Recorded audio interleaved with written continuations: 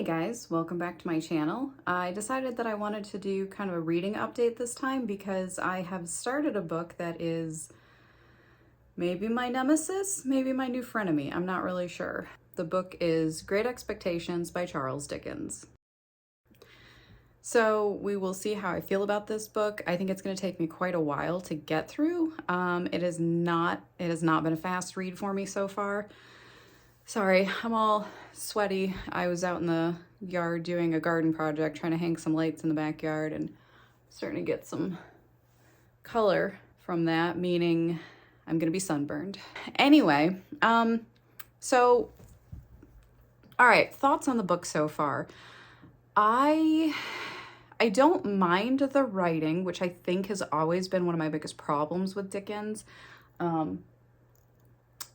Kittens walking around. I'm only like 8 chapters in something. So I got to the part where, and I'm going to try to keep these spoiler free, but I don't really know probably exactly what's a spoiler and what's not.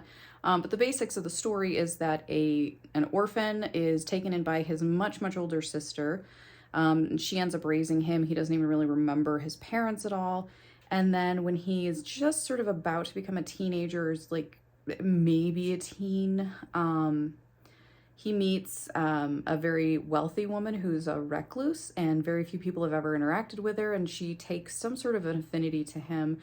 And he also has a mysterious benefactor, and so his station in life has the opportunity to change, whereas that's a very rare occurrence. He's born very poor, and there's no changing your station unless you come into a ton of money somehow, or somebody tries to bring you up out of that. And so that's, I think, the basics of the story, is that he gets a mysterious benefactor and starts to have opportunities in life that he wouldn't have had otherwise. So I'm still at the very beginning of his life as a teenager, where he is just now apprenticed to his brother-in-law, and his brother-in-law is a blacksmith.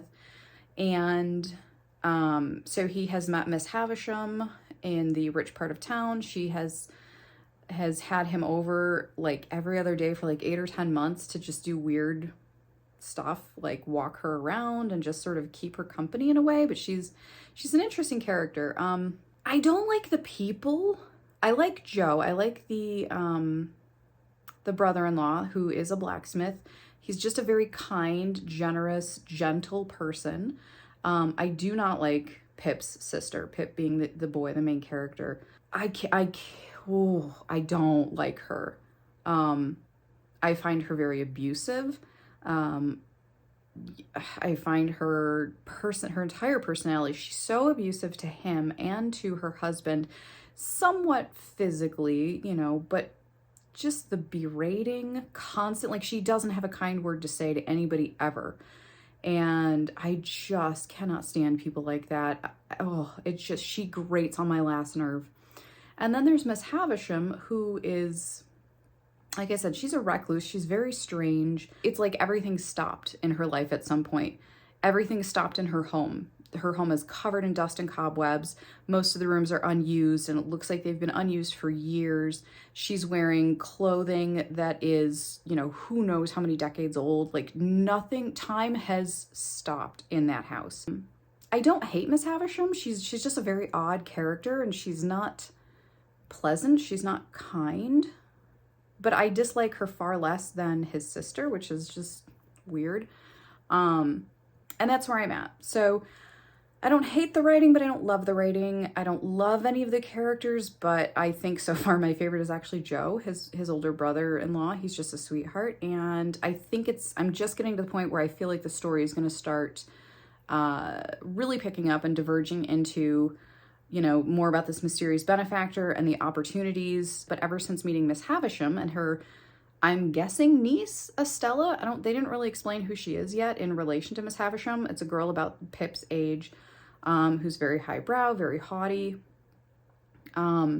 He's started to, now that he's been exposed to this world that is more affluent, more educated, more highbrow than his own, he's started to feel ashamed of where he's come from, ashamed of his prospects and he started to want more for himself that he would never have even thought of if he had not met Miss Havisham.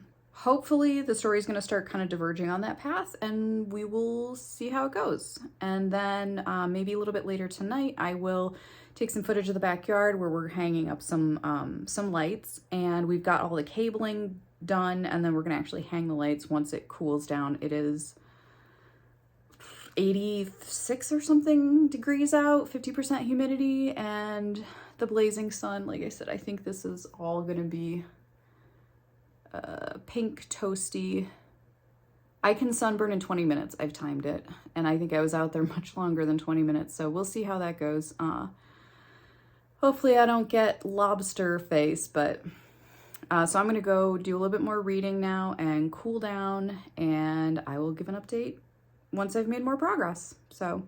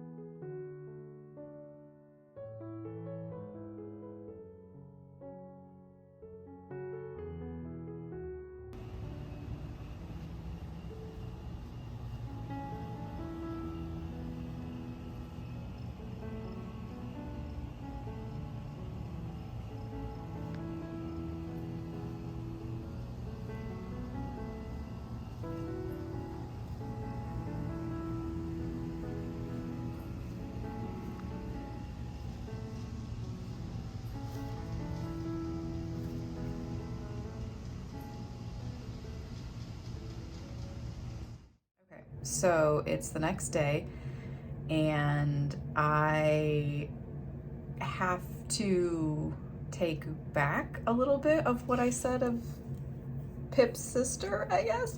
Not take it back because she's a terrible person, but some stuff happened and now I feel bad about what I said, kind of. Yeah. Oops. But I am now to the part where his mysterious benefactor has sort of appeared in a way. Like, he still doesn't know who it is, but like the legal proceedings of, hey, you have a benefactor, you're coming into money, and you now have great expectations before you I'm in the middle of it.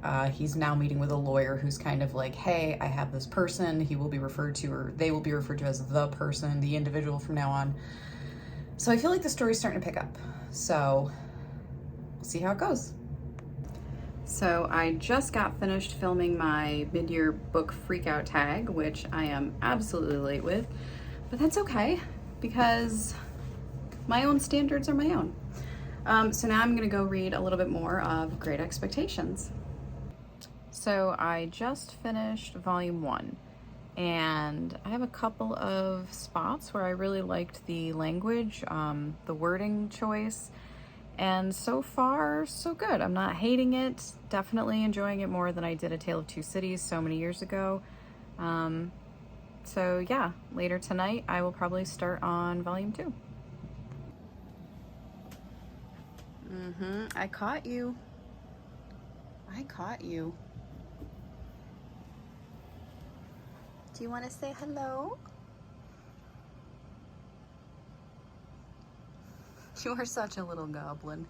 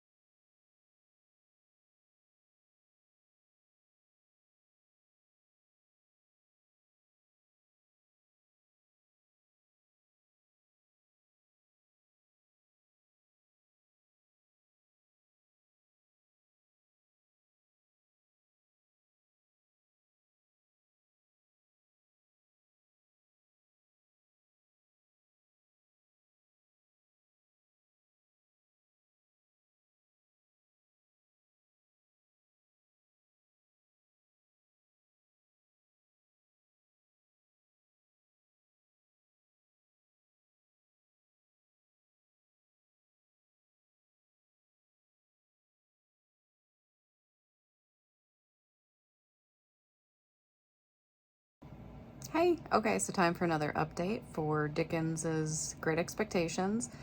I am now 245 pages in, and the story's moving along. And I did have a couple of lines that just really kind of hit me hard, so I thought I'd share them with you. So the first one is Joe, his uncle, is talking. He came to meet him in London, and he says, "Pip, dear old chap, life is made of ever so many partings welded together." And then further down, "Divisions among such must come, and must be met as they come. You and me is not two figures to be together in London, nor yet anywheres else but what is private, and be known, and understood among friends." Okay, I love Joe. I love Joe so much. He is absolutely one of my favorite characters. And then the other line that I really liked was, "All other swindlers upon earth are nothing to the self-swindlers, and with such pretenses did I cheat myself." Okay, so my two favorite characters are easily Joe, because he's just a sweetheart. And then my new favorite character is Mr. Wemmick, the clerk of Mr. Jaggers, who is his guardian. He's so funny. First of all, the way that Dickens describes him when he's at work in the office is like no personality, and he's eating biscuits, and it describes his mouth as like just a slit in his face, and it's like he was putting the biscuits in the post, like he's mailing the biscuits and he's just a mail slot, just...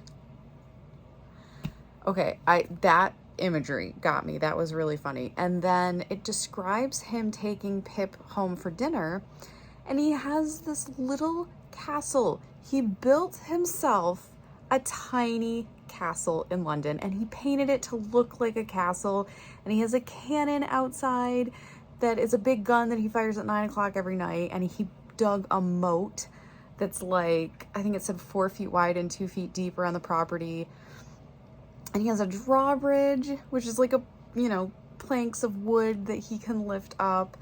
And he has some pigs and some chickens and some animals and a little garden. So he's like self-sustaining should anything ever go down, which I just thought was so funny. And then inside, he has his father, who is like 90-something years old, and he calls him the aged one. And he loves his father, and his father loves him, and he's like basically deaf. And so what he does to communicate is he smiles and nods at his dad to like engage him, and his dad loves the huge gun outside because at 9 o'clock he can fire the gun and he can feel the reverberations, and so like he's part of what's going on, and they're so cute. I love them.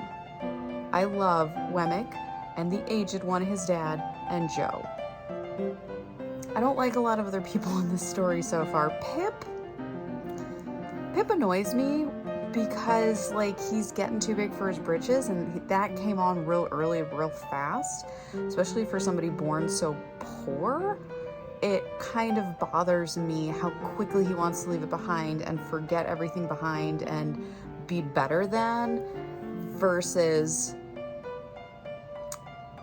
having appreciation for where he came from and the hard work and the honesty of the people and, his people that he was born from, basically, and who raised him. And just, I don't know. But he's not terrible. I mean, he's not a bad person by any means. And you can understand wanting to go up in the world, and that, especially at the time, there's definitely going to be repercussions if you're trying to raise in status, but you keep cavorting with, your old crew. But I go back and forth on it. But he's not terrible. He's not great, but he's not terrible. So I'm now at the part, chapter 11, I think, in volume 2, chapter 10 in volume 2, where he is going back to Miss Havisham's to meet Estella, who is now back from a few years studying in France. So they're just about to meet. And so that's it. That's my update. We will see how it goes. I'm sorry about, I've got an oil treatment in my hair to try to make it softer, get it into some kind of, I don't know what's going on in my hair. Anyway. So I just woke up about half an hour ago, and since it was much earlier than I wanted to wake up on a Saturday, I decided to make myself some coffee and get some Great Expectations in, because I haven't had too much time to read lately. And I'm a few pages in and I started crying. This is the first time the book has made me cry, and it is at a part that probably no one would normally cry at. So I had to mark it, and I'm going to show you the note that I wrote down. So I have Sunday tea and toast with the aged one, and instant coffee and cookies with Grandpa. So the section of the story that I just read is where Pip goes to Wemmick's house to ask him some advice just after his 21st birthday.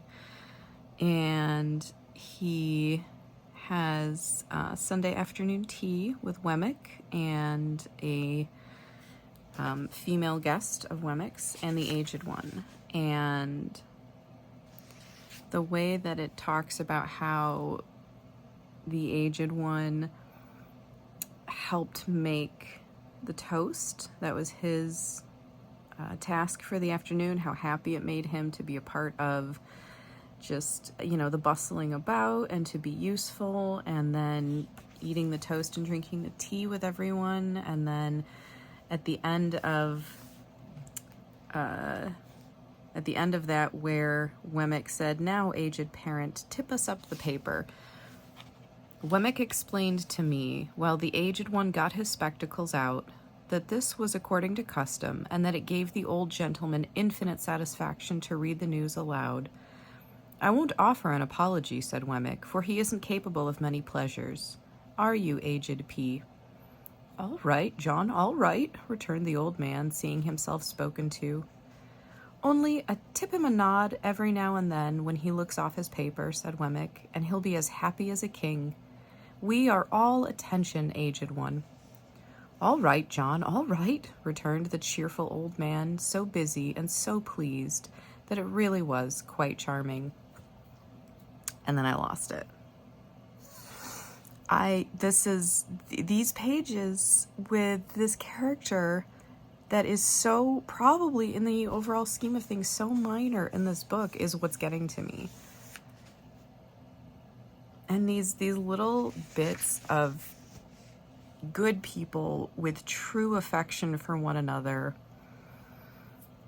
And the aged one is just the sweetest character, and it's just, some of these things just remind me of my grandpa and how I would go up and spend time with him, and whether it was, multiple people at the house with him, or whether it was just me and him, and, it was just kind of always the same, because he had his routine, he had what he liked, and everybody was happy to accommodate that. And one of his things was, especially in the evenings or at night, we would make a kettle of water on the stove, and we would make instant coffee with it, which only tasted good at my grandpa's house.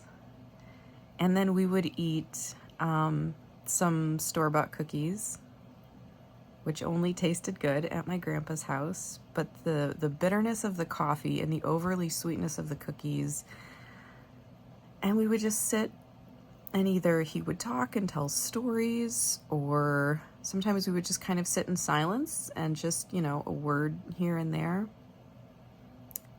And I loved that. I loved being able to just sit with him. And that's just what this reminded me of. And I just lost it.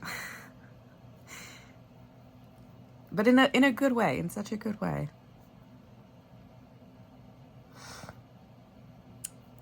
Because I miss those things. Anyway. So far, this is my favorite part of the book, and that's crazy, because I don't think that's what Dickens meant for it to be. But, that is something that I think I really appreciate about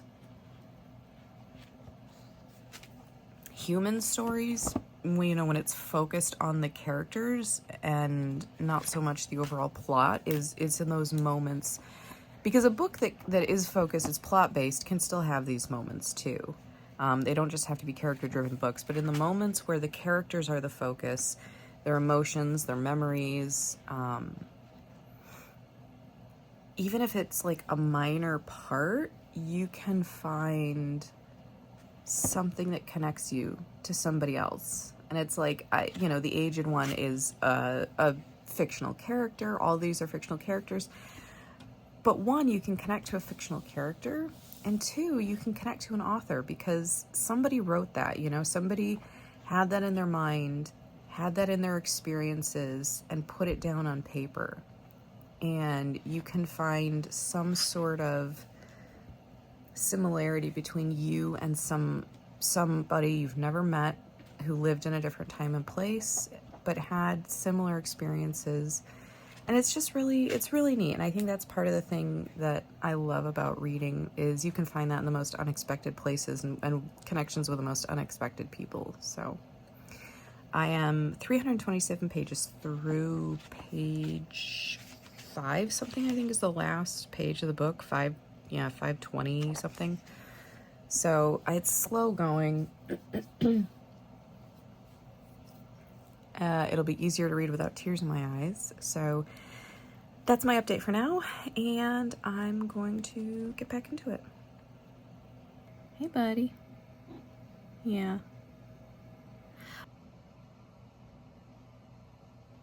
Buddy, could you be any cuter right now? Are you my handsome boy? Oh, you're my handsome boy. You're so handsome. Yes. Yes, you are.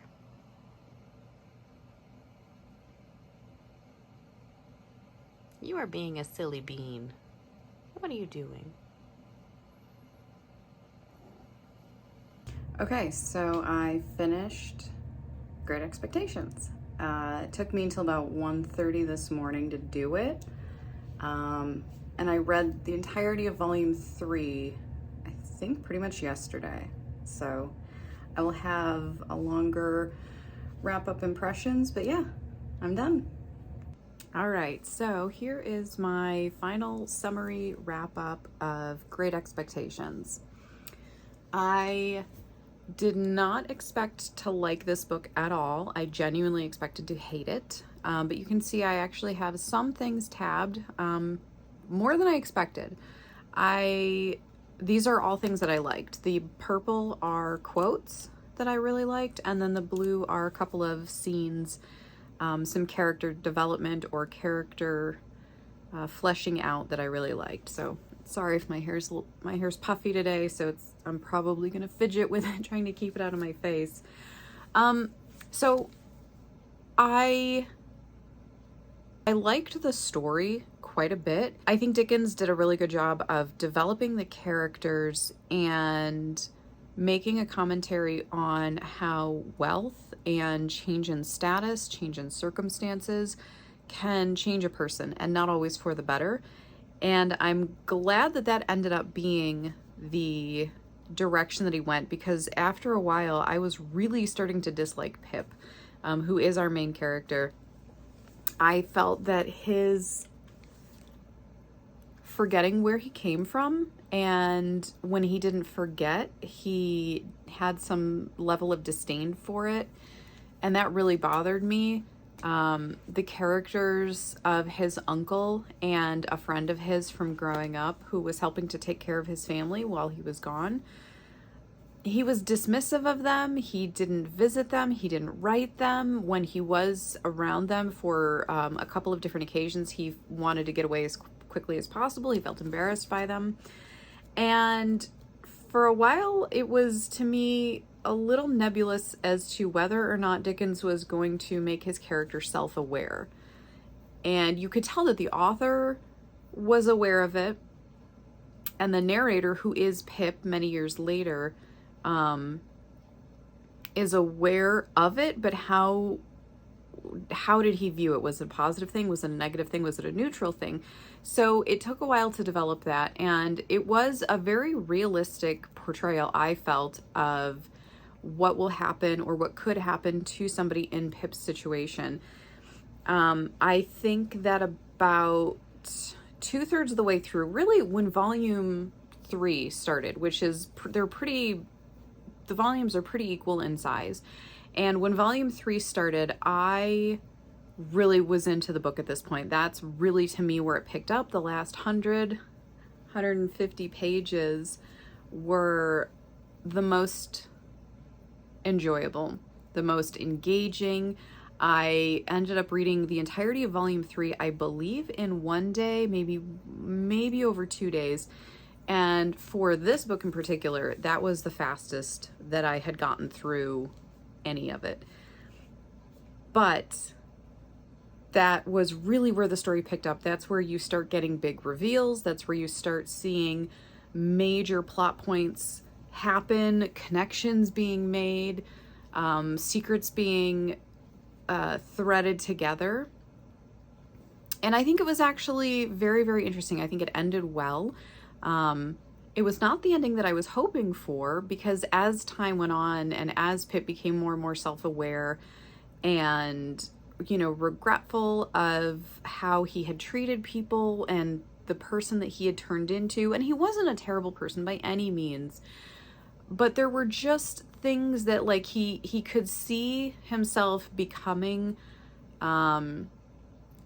less than the person he originally was, or less than the person he wanted to be, and less than the things he admired in other people.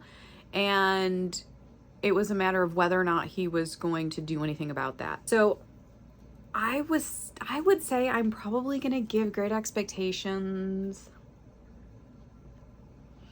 maybe 3.5, 3 3/4 stars. I didn't love it. I don't think I can really give this book a 4-star rating, especially since I really feel like most of what I enjoyed about the book was in the last third. Now, I would rather enjoy the last 100 pages of a 500-page book. Yes, my sweet boy, you agree. Yes, he agrees. I would rather enjoy the last 100 pages after trudging through the first 400 than enjoy the first 400 and be disappointed by the last 100. And I feel like that's kind of what happened with this book. Is the ending was very satisfying. It wasn't how I wanted everything to work out, but I feel like it was fitting. I am still gonna say that Joe and the Aged One and Wemmick are my favorite characters. They are so... I'm gonna bite your tail. They are just good, sweet people, and I loved them. And there is a couple of things that I wanted to share out of this, and these are totally spoiler-free, but these are the parts that really touched me. And in my last video, when I was getting into this last section of the book, I did note how I wrote how the Sunday tea and toast reminded me of coffee and cookies with my grandfather. And then I usually do not highlight like this. I usually highlight one sentence, maybe 2 sentences. And if I'm highlighting a paragraph, it's usually key words from my paragraph. I don't typically highlight an entire paragraph.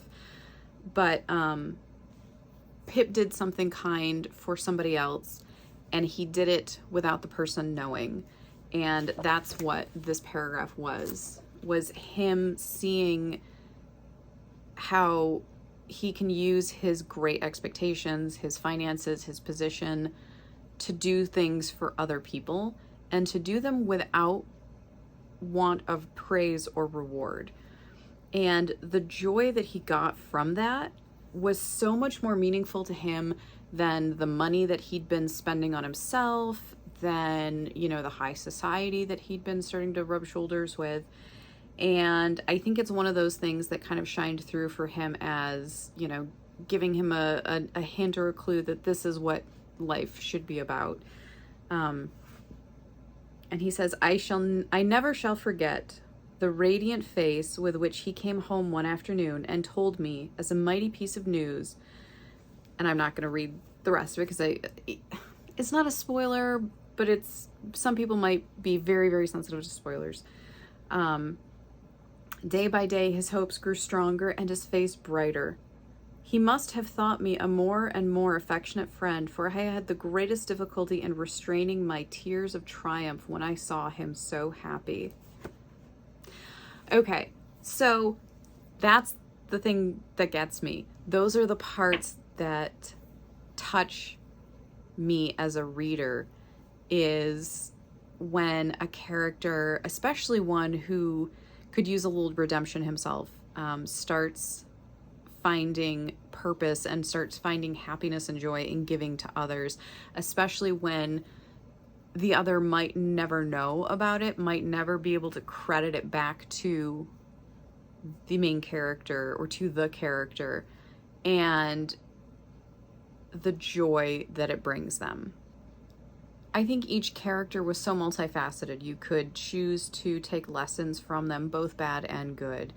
And I think that this is definitely worth reading. So if you are interested in classics, if you are interested in character-driven narratives, if you're interested in redemption, social commentary, class, and the rich versus the poor, I think that this book has all of that, and I think if you're interested in one or two of those things, this might be something that you would enjoy. And it is a little bit long, but it doesn't really feel that long. It is just over 500 pages.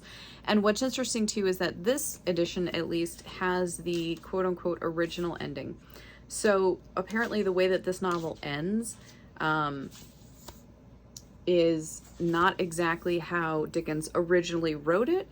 And so it kind of gives you both of those. And this also has some footnotes in the back that help explain some of the comments, some of the, sorry, that's wrong, the end notes, some of the social things that would have made sense to the reader at the time, but don't really have any meaning for us today. These end notes really helped out, and there's not too many of them, so it's not overwhelming. You don't feel like you're constantly going to the back and cross-referencing things. So I would definitely say I would recommend Great Expectations to anybody who's interested in any of those topics. And yeah, I'm happy I read it. So I would say, I'm going to say 3.75 stars. And I'm moving on to my next book, but I think more of Dickens is going to be my future. So thank you so much for watching this reading vlog. I hope you've enjoyed the journey that I've gone on to read Dickens and have a little bit of redemption myself with him as an author. And my next book is going to be something completely different. Whenever I finish a book, I try to read something that is not at all in the same vein. So part of what I'm going to be doing is, if I read a classic, I'm going to try to read a more contemporary book next, or at least more of a modern classic. So I'm leaving behind the foggy streets of London, and I am traveling to rural Japan for my next book. So if you want to see my impressions on that story, stay tuned for one of my later videos where I will be recapping all of the books that I've read in August. Thank you guys so much again for joining. Let me know down in the comments below if you've read Great Expectations, what you thought about it, or if you're interested in reading it. And I will see you next time. My name's Cam, that's my story, and I'm sticking to it. Are you my handsome boy? Oh, you're so handsome.